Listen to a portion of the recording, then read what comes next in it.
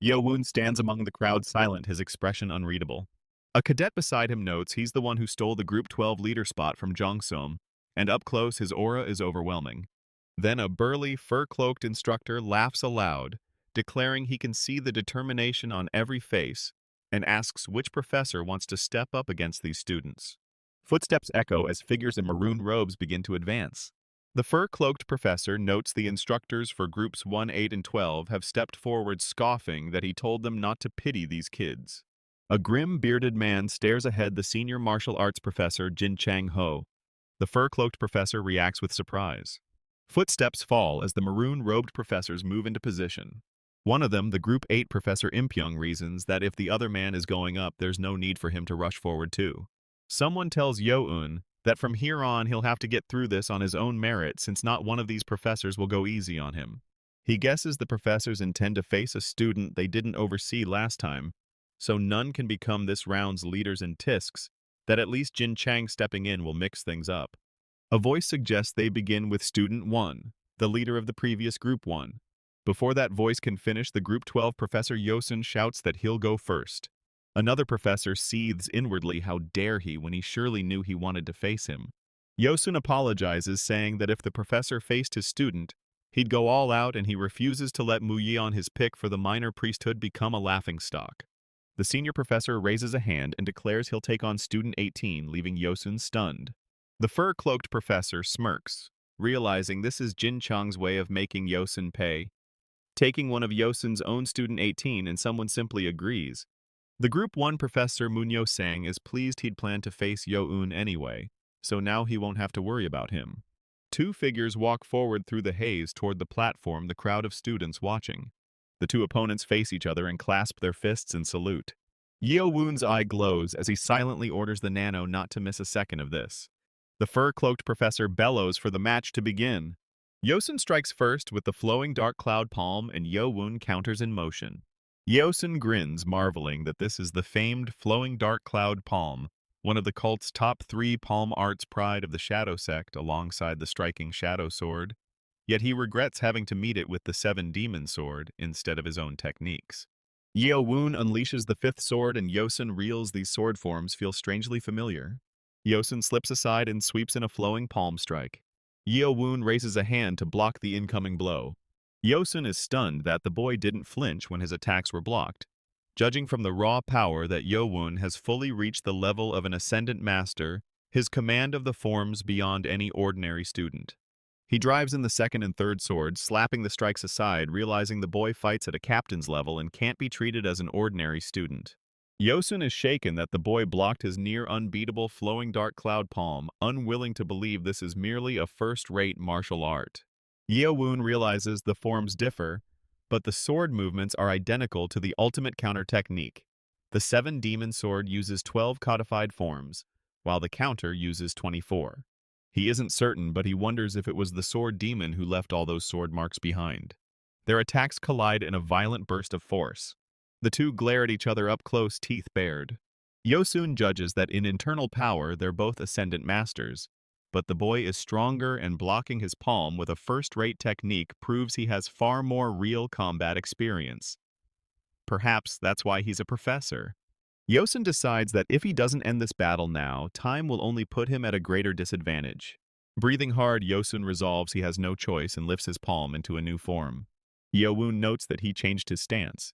Yosun pours out his full power, and Yeo-Woon reads it as his ultimate move, deciding to amp his own strength to the fullest. Yosun dashes in with the right palm technique, and Yeo-Woon resolves to block it for now. The two clash across the ground, but Yosun startles the boy's left palm, strikes back at him. Their palms collide and tear past each other in a burst of force. Yosun realizes that move was like a form he used earlier, but he doesn't know how to deal with it, rushing in from the opposite side, and he swings desperately to stop that left palm. Yeo-Woon flows around the strike and spins into a counter as Yosun braces. Yeo-Woon's palm drives clean through Yosun's guard and lands hard. Yosun crashes to the ground. Yeo-Woon stands over him, hand extended, chi still coiling around his body. The crowd erupts in cheers as the defeated professor lies sprawled across the floor. The students marvel that he beat a professor, that his sword aura marks him an ascendant master, Leagues beyond them, they knew the young lord of the Shadow Sect was a front-runner for the minor priesthood. The fur-cloaked professor recognizes the secret art of switching sword and palm between hands, the technique that earned Jinwon-mu fame as the cult's second-ranked master, one he believed only Jinwon had ever mastered. Proof: this boy is a true genius. A hand yanks the yellow badge free. Yosun tells him he has officially proven his right to become a group leader for the third examination, and Yeo-Woon thanks him. Yeo-Woon registers that they have to steal the badges, the other students applauding around him. Something about that wording unsettles him. He wonders if one person is only allowed to hold a single badge. He stands across from a new opponent in the haze, the crowd ringed around them. He sets the badges aside in his mind. This match is what will decide his next move, and he needs to prove himself before everyone. The bandana-wrapped opponent studies him and mutters that he's not bad. He notes the boy is in a match against him, a martial arts professor, yet shows no nerves at all. If anything, he can feel his fighting spirit, his nano whirring. The professor admits he's honestly surprised the boy made it this far, having figured he'd just fail the first examination. His expression hardens, however. The professor's palm flares green as he sneers that this is where Yeo-Woon's path ends, taunting the boy to get ready for public humiliation. Yeo-Woon sizes up his opponent. He's reached the early Ascendant Master level, but his internal power is nothing next to someone who's truly mastered it. The fact that the bald warrior is letting him strike first only proves he isn't seen as a threat. Yeo-Woon decides to end it. Now he dashes in with a 10-star attack, and his opponent barely registers it. He closes the distance in a blur, and the bald warrior can only stare in disbelief at how fast he is. Yeo-Woon's palm cuts through the air toward him. The blow lands and the man stumbles backward. Strike after strike rains down. Even with a 7-star defense, the warrior is driven back 5 full steps, realizing this boy's external power is no joke either. The man grits his teeth, furious that the kid won't go down without a fight. His arm trembling, the warrior dreads being humiliated in front of the watching crowd. He drives a desperate counter, slamming his palm toward Yeo-Woon with everything he has. Convinced the boy hasn't fully refined his Ascendant Master powers, the warrior swings, certain he won't escape this time. He unleashes his 6th sword, hurling the strike straight at Yeo-Woon. Yeo-Woon sees right through it. Even without Nano, he can tell the form is unperfected, nothing next to the counter once used on the sapphire stone. Yeo-Woon slips aside at the last instant and the warrior's eyes go wide. The man jeers that walking into his attack range is foolish, certain just 2 more forms will win him this. Yeo-Woon's foot slams down and the spectators recoil in shock. The red-haired master can't believe a basic form of the butterfly sword dance just stopped the 7-demon sword technique. The bald warrior snarls, unable to accept he's being countered by this brat. Enraged, he decides to drop everything and use a 10-star attack to knock the boy out and destroy his insides.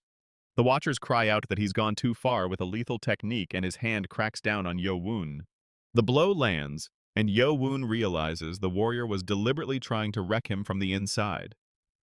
Nano confirms his organs are damaged by a foreign energy. Yeo-Woon calls out to Nano as the strikes keep hammering down on him. Nano answers, initiating accelerated regeneration of the injured organs. Blow after blow rains in, and with each one, Nano keeps regenerating the damage as fast as it's dealt. The warrior can only wonder how the boy is still standing. He's baffled. He should have done major damage to Yeo-Woon's insides by now. His whole body trembling. The man can't grasp why the boy hasn't collapsed. Cursing, the warrior swings again while Yeo-Woon braces his chi to defend and ride out the fight. Yeo-Woon's palm slams home. The strike cracks into the warrior with brutal force. The man retches blood and screams in agony while the watching cadets stare in stunned horror. He clutches Yeo-Woon's collar, struggling to speak, blood spilling from his mouth. Calling him a monster, the warrior hangs off him, breath ragged and failing. He crashes to the ground at last, and the crowd looks on in silence. Yeo-Woon stands over him, bloodied and gasping, the fight finally over. The watchers stand frozen across the vast courtyard, the lone figure motionless on the ground between them. The red-haired master notes that Yompa wasn't lying, this kid could be a real threat. He reflects that the 7-demon sword technique built by the sword demon from ordinary stances refined countless times is famously near impossible to counter. Yet Yeo-Woon pulled it off, marking him as a true prodigy. The master admits he's deeply regretting letting Seopmang take him. A cadet rushes up, calling for the master, saying they'll have to carry Professor Sang to the infirmary. A professor checks the fallen man and finds his ribs broken, 3 of them are jutting clean out. The red-haired master watches in grim silence. He realizes he forgot to tell the other professors that Student 7 had broken through the actual Century Stone had they known Munyo might never have walked into this, and orders the man taken to the infirmary at once. Yeo-Woon raises the golden token, the proof of his victory. He grips it tight, telling himself he did it. Among the professors, one fumes that the students will see them as a complete joke. Now that's 2 losses in a row. The red-haired master only watches the boy, saying nothing. He reasons it's only natural to surpass your teachers if you have the talent. The professors should be glad the next generation shows promise instead of fretting over their own reputations. He admits he's just as guilty himself. His snap judgments about the kid blinded him to real talent, so he picked Student 18 instead and now bitterly regrets it. A bearded professor steps forward and announces it's time for today's final match. Yeo-Woon walks out between the watching rows, footsteps echoing across the courtyard. The professors murmur among themselves, begging that their reputations be saved. Certain Professor Ho, the top professor here, can't possibly lose. The cadets mutter in anticipation of another wild spectacle, noting nothing in the rules forbids them from winning, and that this fighter volunteered today and may be hiding his true power like Student 7 did. Yeo-Woon humbly tells the professor he's still learning and would be honored to learn through this match. Professor Ho returns the salute, calling him humble and telling him they'll both do their best. Both fighters drop into their stances as the crowd watches. Professor Ho's chi whirls to life around him.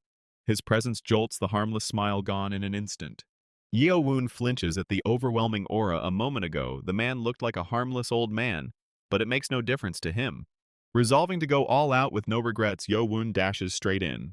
The two clash in a blur, Professor Ho launching himself off the ground as Yeo-Woon closes in. Yeo-Woon clocks it as a kicking technique, his nano lens whirring to life, smirking that he's got a new training avatar to add to his collection. What interests him more is that Muyeon performed 2 different forms in each hand.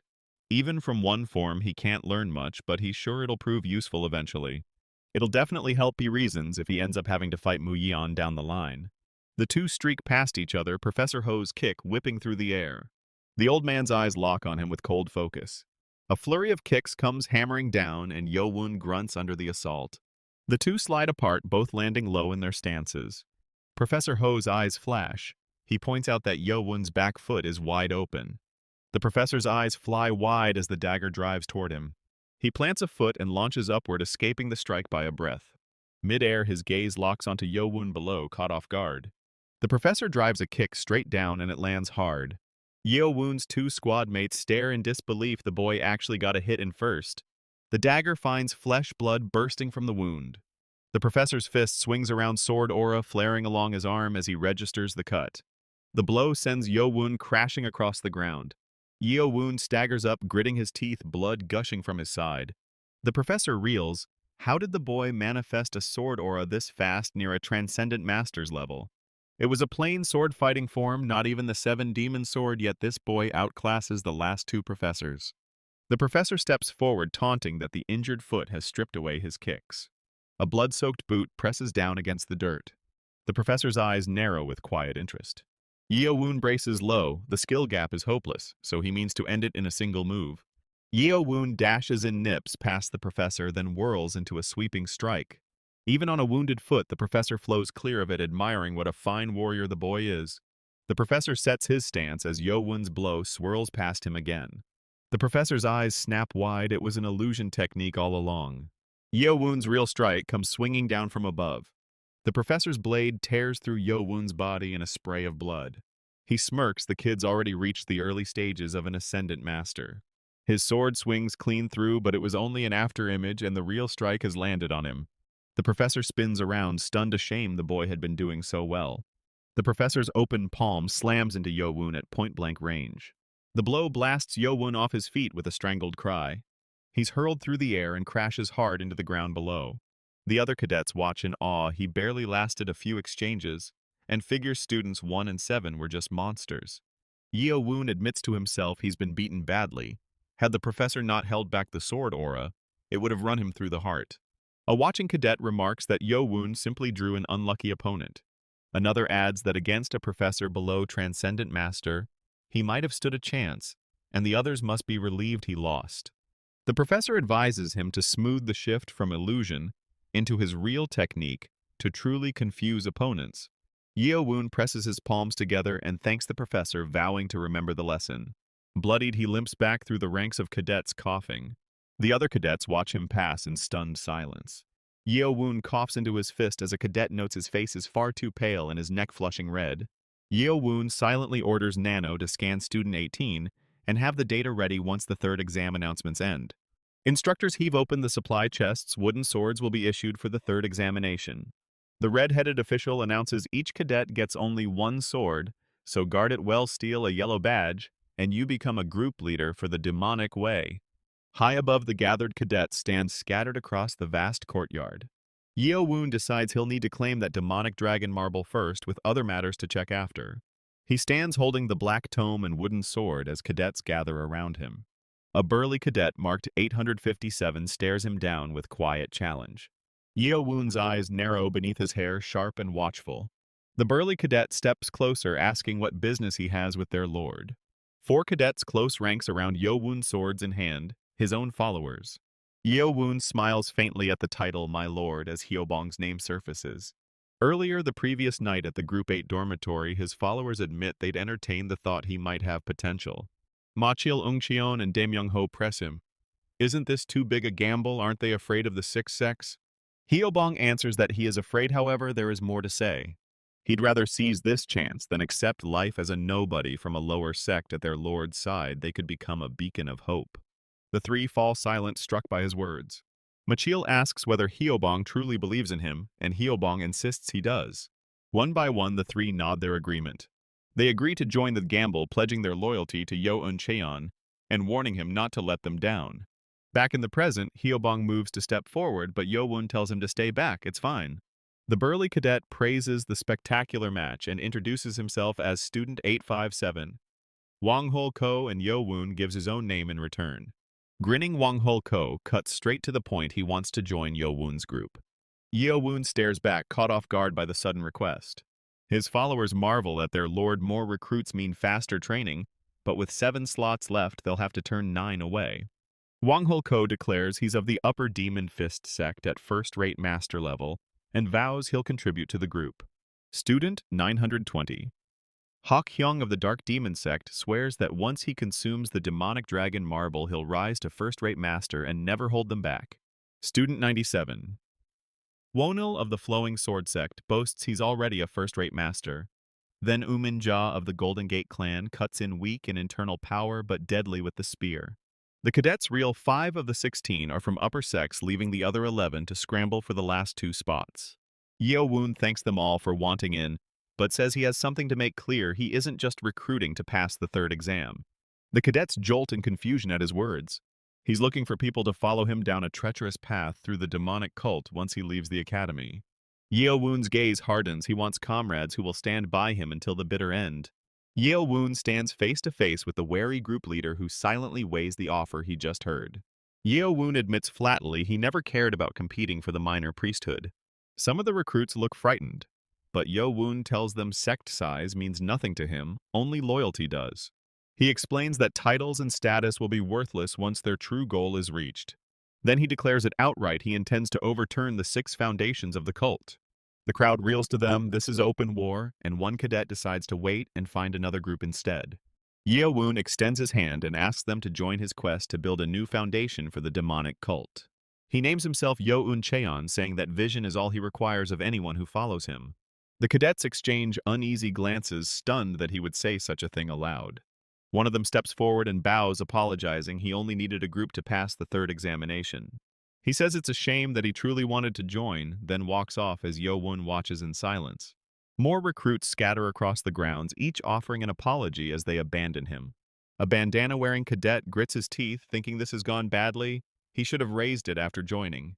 Yeo-Woon watches them leave without blame, knowing a man from an upper sect has better options. Then a broad-shouldered cadet speaks up. Every martial artist dreams of domination, and this one was moved. This is Wang-Hul Ko of the Demon Fist sect, who clasps his fists and pledges his loyalty with a loud smack. He vows he still has much to learn, but will bow to no one else, begging to be made the first sword. 2 more kneel beside him with a heavy thud, joining the future demonic spirit's 6 swords.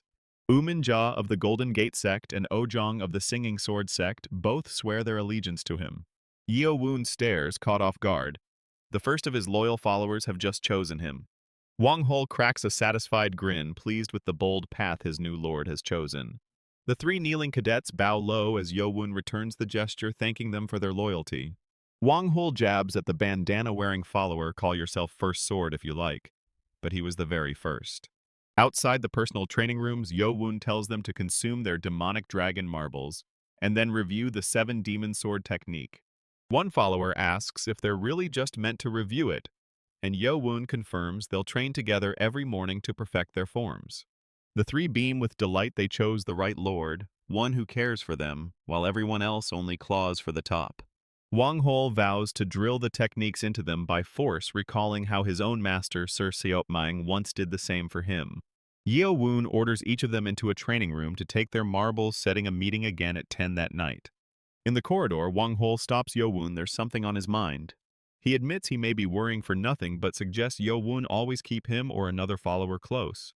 Wang-Hol says being told to steal yellow badges from the professors makes him suspect there's more to the test than that.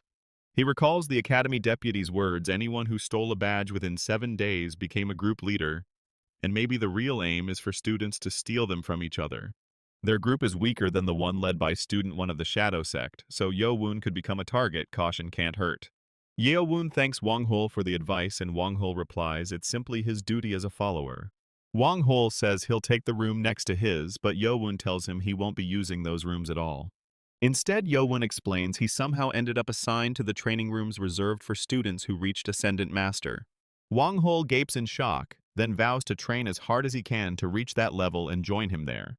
Alone in the dim chamber, Yeo-Woon raises his hand as a swirl of blue chi whooshes around his palm. He marvels that this is the power of an Ascendant Master far beyond 60 years of cultivation, enough to manifest a blade from a mere image of one. He thanks Nano for reshaping his body to absorb so much power, and the machine smugly agrees it's all thanks to itself as a blue blade whirs to life. Nano asks dryly whether humility and politeness simply don't exist in the future, and Yeo-Woon just deflects. He turns serious and orders Nano to play back the recording of Baekgi's earlier fight. Nano activates augmented reality, projecting the footage into the air with a low hum. The video shows Baekgi collapsed and coughing on the ground, and Yeo-Woon orders it stopped. He tells Nano to zoom in on Baekgi as his eye glows with the machine's interface. The image magnifies 500%, revealing Baekgi vomiting blood onto the ground. Yeo-Woon orders a closer look at the man's face and neck, his own eyes lit by Nano's lenses. The view zooms tighter onto the selected target with another mechanical whir. Yeo-Woon notes the face is deathly pale, the eyes bloodshot, the fist trembling, and red spots scattered across the neck. The ground rumbles as Yeo-Woon's expression hardens. There's no doubt in his mind now about what this is. Elsewhere atop the academy rooftops, a lone figure stands against the open sky. Down below, Yeo-Woon clashes with an opponent, blue chi and golden force colliding with a violent crash.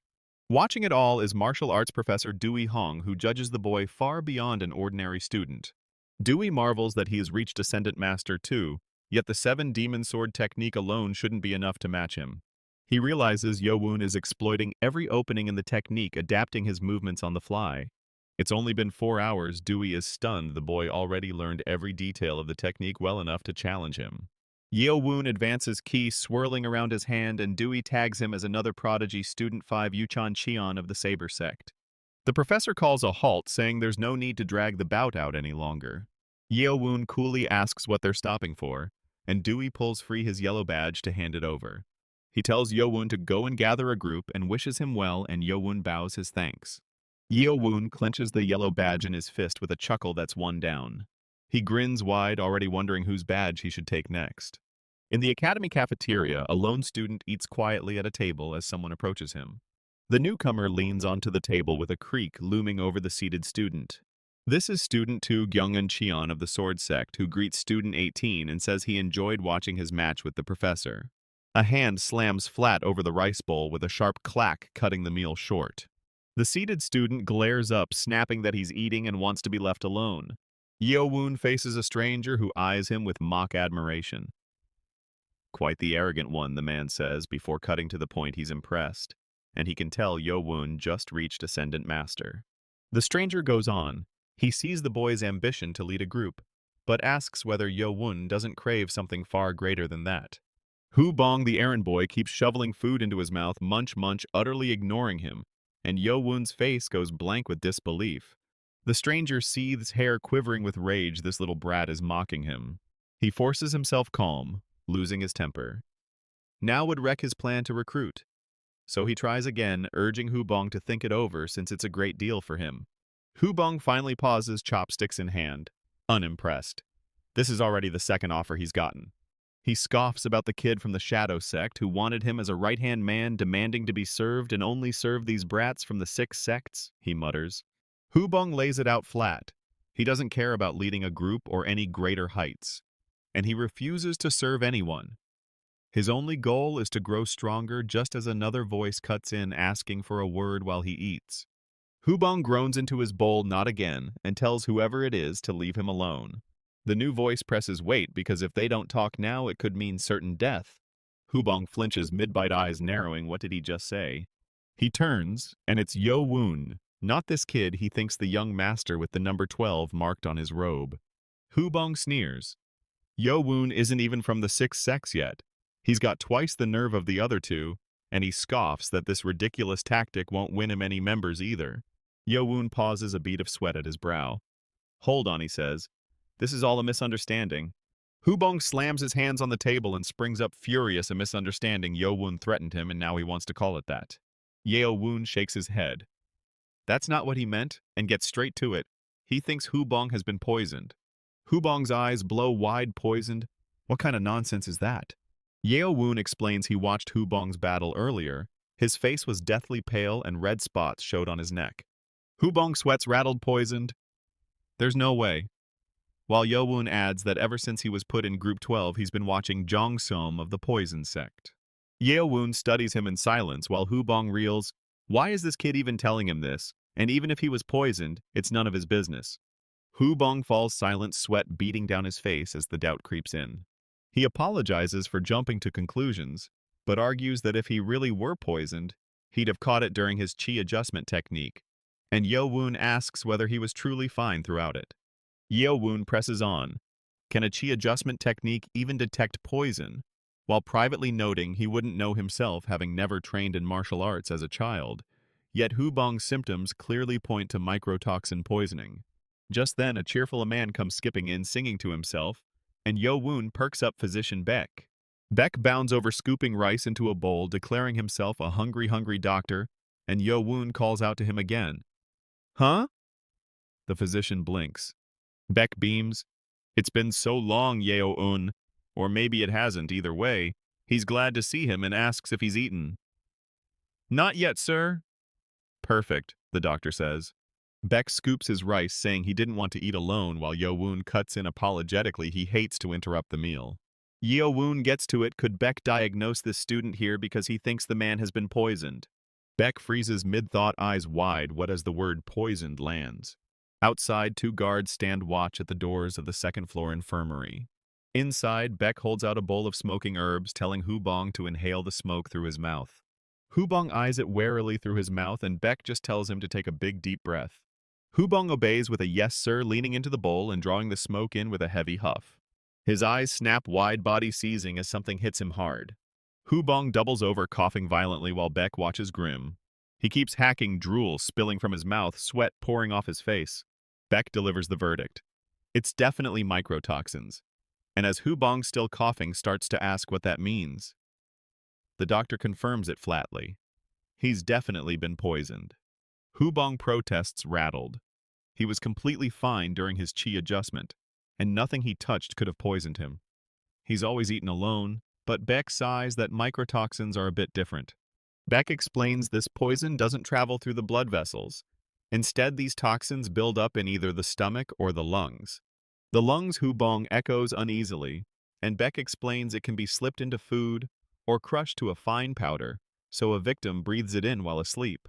Beck adds that microtoxins need only tiny doses, so it's hard to notice while breathing it in asleep, then asks whether anyone in Hu Bong's dorm uses poison. The scene shifts back to the first day Hu Bong entered the academy, the Group 12 dorm. A flunky scrambles up, shouting for his young lord to rise, Snarling that Hubong is nothing but a pure kick sect member, does he really think he'll get away with assaulting young master Jongseom Cheon of the poison sect? Hubong wipes the blood from his mouth, sneering that titles mean absolutely nothing here. He declares that at this academy strength is everything, and since he's proven the stronger one, he's taking the role of Group 12's leader. Jongseom lets out a low laugh from the ground. Enjoy the little victory, he tells Hubong, asking if he really thinks he's someone now. He smiles through this blood, warning that the poison sect's grudge is like strong liquor. The more time passes, the deeper it simmers in. Back in the present, the memory clicks for Hubong, so that's what he meant, and he curses Jongseom Cheon under his breath. Beck says it's a good thing he caught it early. 7 days of antidote should clear it from his system, while Yeo-Woon asks whether the red spots on his neck mean it's serious. Beck recalls Hubong took a hit to the chest in his battle.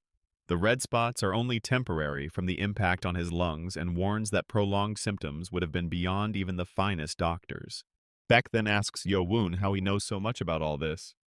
Oh, the young master starts. Yeo-Woon says his mother died from microtoxin poisoning, and that he was poisoned briefly himself at the time. Hubong apologizes for not greeting him properly earlier, and thanks him for saving his life with a pat on the arm while Yeo-Woon brushes it off, and Beck mentions he'd heard about this from his own teacher before. Yeo-Woon says flatly he just doesn't want anyone losing their lives to those heinous microtoxins. There's also something more, Yeo-Woon adds, and Hubong flinches as he reaches out. Hubong's eyes go wide. Whoa! Yeo-Woon admits he's been hunting the source of these microtoxins, a savage energy suddenly rolling off him. And Hubong reels, what is this aura coming from him? Beck cuts in, cheerfully pulling Hubong aside. How about taking some time to rest here, he offers, and Hubong flinches pardon. Beck warns that if Hubong returns to his dorm, whoever poisoned him is sure to come for him again, and Hubong startles. Beck presses don't tell him Hubong was planning to leave and go straight for his revenge, noting he's injured his foot as well. Hubong sputters that no, of course not, sir. He definitely was going to. Yeo-Woon tells him curing the poison should be his first priority, so listen to physician Beck and rest leave Jongseom to him.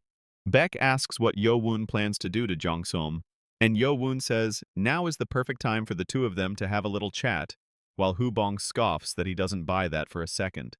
Out in the dark, a voice calls Jongseom a little vermin, and he flinches as someone speaking to him through telepathy.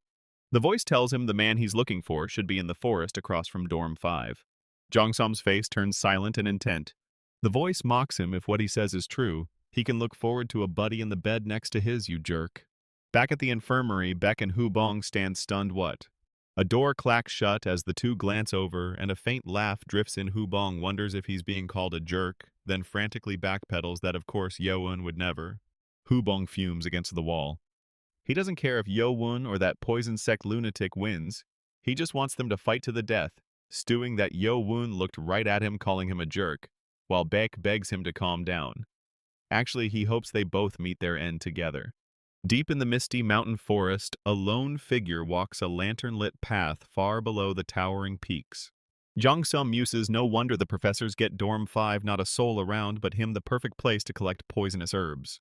He gloats that he's finally reached early Ascendant Master through the demonic dragon marble, and a few more days will bring him to the 5th stage of the destructive demonic poison state. Until the 4th stage, he could only manage basic poison arts, but the 5th makes them far deadlier. Then he won't need microtoxins. Raw power alone will have that arrogant Beck-gi groveling, and he'll destroy him himself before the poison ever does. A voice cuts through the trees. What's he chuckling about over there? And Jongseom startles. He whirls around lantern rays, demanding to know who's there. Jongseom buries his teeth by the voice. It isn't a professor, but the dim light won't let him see who it is. A figure steps forward, taunting Jongseom about being proud of his little microtoxin prank. And Jongseom snarls, you demanding to know what he's doing here. Jongseom freezes, sweating. Did that man just say microtoxin, or is he hearing things? Yeo-Woon says he saw the red spots on Becky's neck. Did Jongseom really think he wouldn't catch on to such an obvious sign? And Jongseom reels, demanding to know how he could possibly know. Jongseom goes quiet for a beat. Then it clicks. Ah, he sees. And he breaks into a wide grin, cackling that. That's right. He laughs harder, covering his mouth, so that's how Yeo-Woon knows about all of this. Then sneers that now that he thinks about it. Jongseom starts to spit a vile taunt about Yeo-Woon's dead mother and the microtoxins. But before he can finish, Yeo-Woon's fist smashes across his face, blood spraying as the strike sends him flying.